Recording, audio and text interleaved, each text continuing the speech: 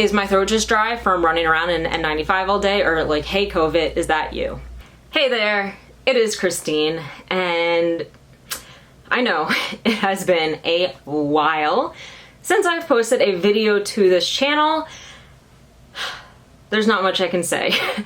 But hey, I am back. I've been meaning to post a video. I've been putting it off, and I apologize. I have not been responding to comments. Really, I'm sorry, but hey, I'm back. I am alive. Somebody posted a comment a few months ago asking if I was still alive. Hi, I am alive.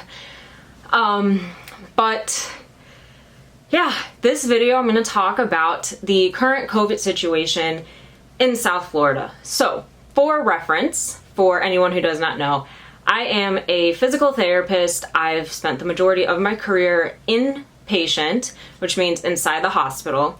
I currently work for two of the major hospital systems in South Florida.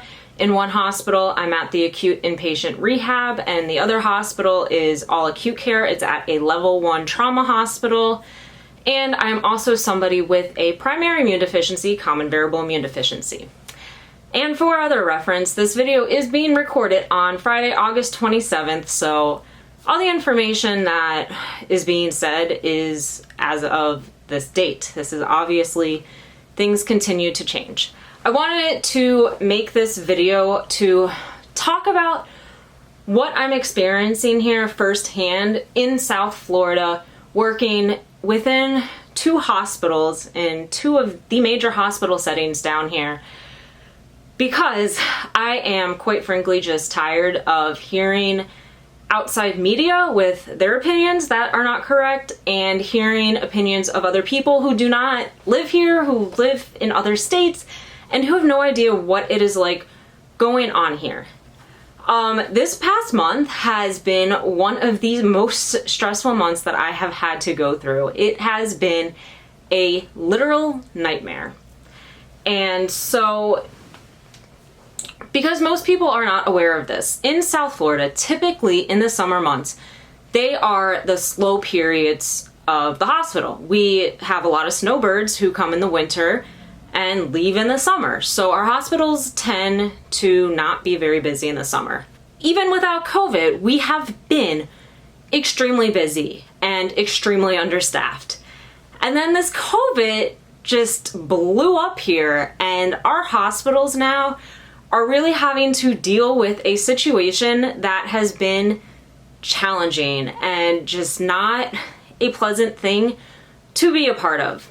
Our hospitals were filled even without COVID, and now we just have this like unimaginable COVID surge going on in South Florida, and our hospitals are packed. We are just beyond capacity. Back in mid-July was the first indications of things were going in the wrong direction. I remember one day my manager at the hospital that is the level 1 trauma came in and said, we currently have 27 inpatient admitted people due to COVID. And this was an eye-opener because we had gotten down to a low of 8 patients in the hospital. So it was kind of that sense of like, something's not right. Something is going in the wrong direction. And I'm giving you these numbers from a hospital that I work for, because another thing that I see all over the internet is how the hospitalizations in Florida are not increasing because of COVID. So here's some numbers directly for your information from somebody who works inside a hospital. So mid-July, we were at 27 admitted inpatient COVID patients. The following week, we were at 67. The following week, we were at 106. Then we were at 112. Then we were at 143. And this past week was the first week I saw it divided by peds and adults. We were at 146 adult COVID patients and 14 pediatric COVID patients. So for the people who seem to think that there's not an increase in hospitalizations with COVID patients, for mid-July we went to 27 to this week we're at 160. there's your increase.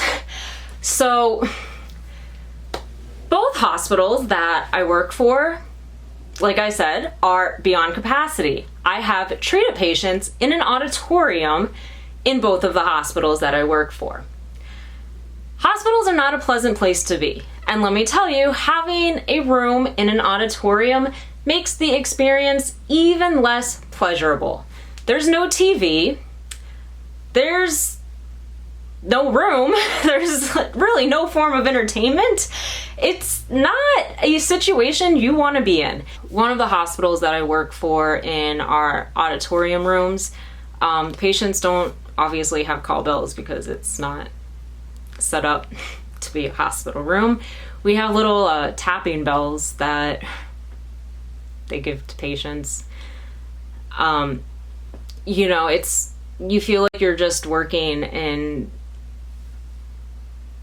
a field hospital. Like, I don't know how to describe it. It's such unreal times right now that we're working through.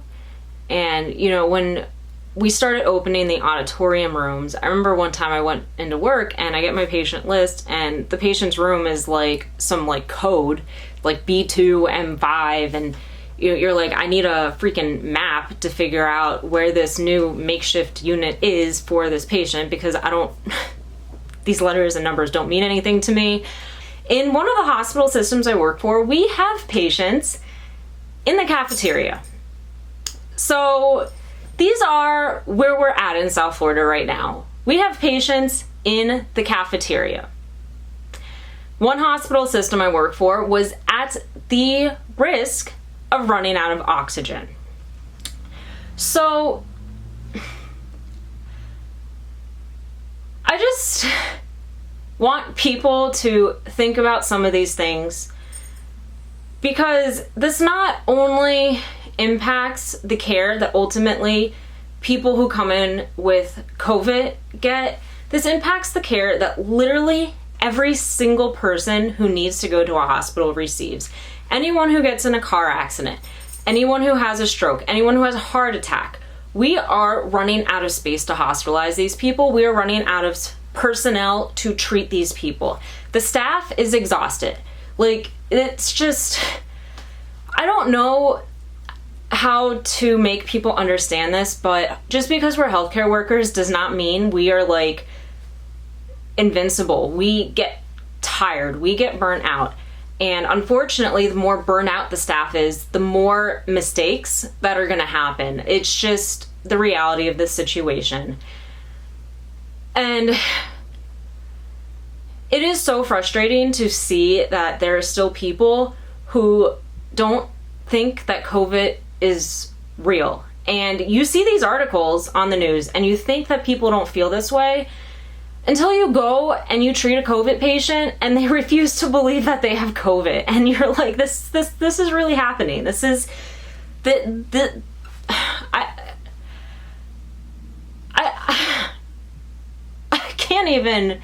I can't put thoughts to this anymore. I've watched this nightmare unfold in front of my eyes, and this nightmare is literally my every single day reality. And I see all these people on the internet and outside who pretend that nothing is going on and everything is a-okay. And unfortunately, some of our politicians seem to think that the hospitals are doing just fine, and we're not. Like, it's not been a pleasant experience. One system that I work for, it's been 3 weeks now, I think, that we've stopped essentially doing elective surgeries. So I want to kind of just remind people, elective surgeries are a huge moneymaker for hospitals. So for them to just stop doing elective surgeries, like, that's a decision. That's a hard decision to make, because that's a huge moneymaker for hospitals. But they have to come to that decision because we don't have the space to treat people. And unfortunately, because anytime you go under anesthesia, there is a risk of complications, and God forbid somebody come in for an elective procedure, something happens, and we don't have the ICU capacity to treat this patient, or we don't have the resources to treat the potential complications. It's I didn't mean to like get to this in this video. This month has just been a nightmare. I did not work last year during COVID. I didn't get to go through this experience as this pandemic was breaking out. And last month, towards the end of the month, as things were starting to turn for the worse, I remember one of my coworkers who works for another major system in the area, and she was saying how she was wondering if she should start stocking up on N95 masks, because last year she had to wear the same N95 mask for 4 months. For the hospital that I work for, that is the trauma hospital, our morgue is full. We have a spare morgue outside of our hospital. I will put a picture for people to see, because our morgue is full. And it's sad when you're at work and you hear the constant code blues called, and you know they're in the COVID units, and you just hear it throughout the day, and it's sad, because we don't want these people being this sick. We don't want to hear of these people dying.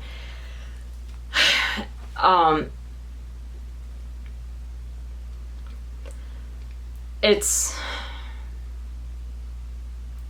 been a nightmare, and I know I keep saying this, and this video is probably just maybe not the best video. I don't have it scripted. This has been one of the worst things that I have ever had to work through, and I know in at least one system, and I'm pretty sure in both systems that I work for, we currently have more COVID patients than we have ever had at the height of the pandemic, even compared to last year. I don't know what today's statistics are, but I know very recently in the county that I live in, with a population of approximately 2 million people, we no longer had any pediatric ICU beds available. And last week, earlier this week, I don't know, recently, we had, I think, 3 adult ICU beds available. That's scary.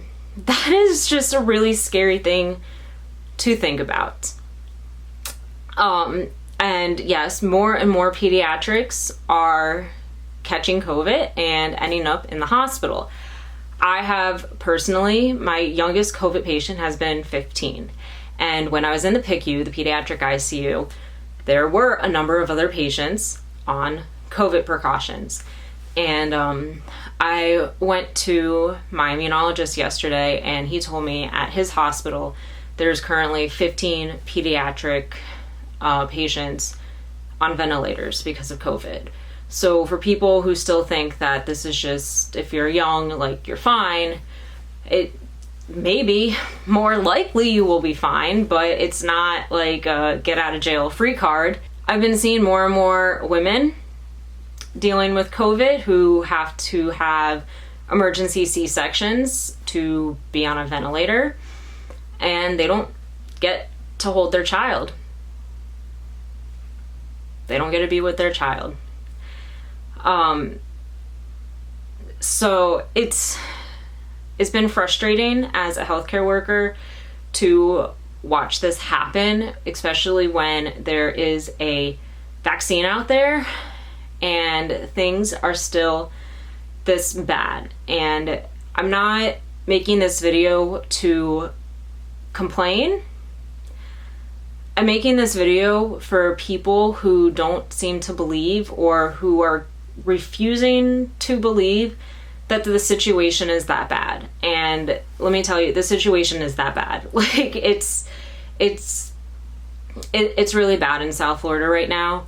I do believe if we are not currently at our peak, we will soon be at our peak. Things are going to start getting better down here, but it's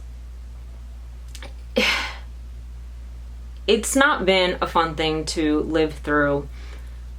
Our hospitals are struggling, and I really just want to say to people out there, like, if you know anyone who works in a hospital, regardless of what their job title is in that hospital, just please be kind to them, because we are beyond stressed out, we are beyond exhausted, and we are living through and witnessing something that the majority of the public has not been able to see.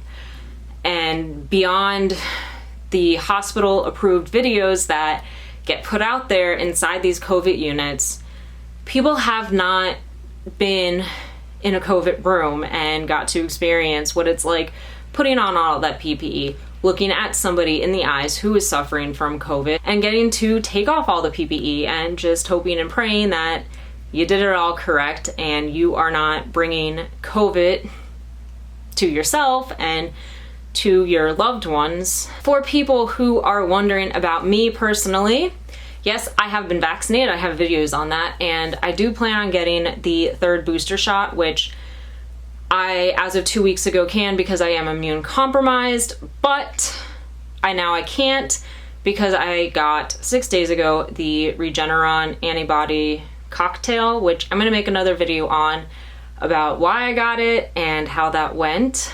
So I can't get the vaccine for a little while now because I just got that treatment. I'm not here to tell anyone what to do. You know, everyone's got their own personal decisions. We're all adults, but let's put it this way. If you are deciding to remain unvaccinated from COVID, you are going to catch COVID. Like, unless you literally don't interact with people, you're gonna catch COVID. And your best odds of not having a severe case of COVID are to get vaccinated. And yes, vaccinated people are catching COVID. I've seen it with my own eyes. I know people personally, and I also do know vaccinated people who have passed on COVID to other vaccinated people. Thankfully, everyone that I know who has been vaccinated and has ultimately caught COVID, they've had mild cases and they have not ended up in the hospital. So your best prevention of getting seriously sick with this is to just get vaccinated. And I'm sorry, but I'm really, really tired of hearing people say that they hate wearing masks. Listen, I freaking hate wearing my mask too. I'm running around, I'm lifting people up, I'm sweating, and I wear the thing all day, and you know, you go through your mind when you start feeling your throat's dry or you start feeling a tickle and you're thinking like, is my throat just dry from running around in N95 all day, or like, hey COVID, is that you? And yeah, I've actually, up until this month, I never had a COVID test. I thought I was gonna make it through this pandemic without being tested for COVID. And now in August, I have had 4 COVID tests. So that's just how things are going. And yeah, I'm gonna make another video too, kind of more specific of me working in a hospital. I don't really know how to phrase that, but I'm gonna end this video now because it is long enough. Things aren't good down here, but things will get better. So I'm just gonna say, be safe out there. Situation is really bad in South Florida. Please be careful. It's not a joke. It's not fake. It's not an exaggeration. Things are pretty bad. So stay safe, everyone. Bye.